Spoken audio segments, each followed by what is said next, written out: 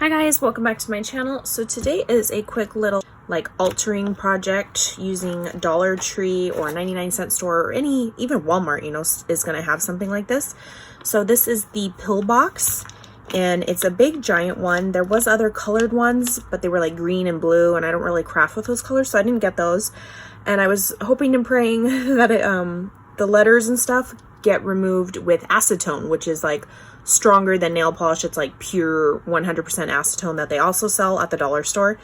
And when I posted these in my haul, someone said that it did work, so I was super excited for that. And look, oh my gosh, so I shared in my stories, literally I touched it with the wipe and the letter was gone. Like I did not have to scrub and buff. I was like so excited.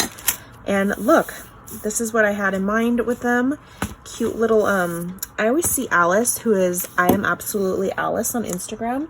She's always posting these cute little like sequins mixes and containers and stuff, so I was super excited that those letters were removed.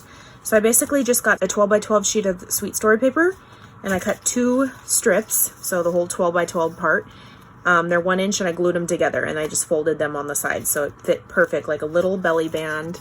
I just embellished it with this little like die cut that says sweet, added a little candy charm, ice cream cone scoop, did some paper folding right here, some thread popping out. This is a different collection of Maggie Holmes. I was kind of just mixing a bunch of collections and scraps and stuff. And I just added some fun sequins that I had tons. Like I pour them into those little Harbor Freight containers, and then when I have too much of it, I start putting them in baggies. And then I go, I have these in a drawer. So I was filling them up that way. Cute little flowers, triangles, hearts, glitter ones, hollow circles, stars, and then regular gold. So I just pop those on there and then this just pops on. But I also have these cute little spoons. These are actually from Daiso Japan. They're like in the food section.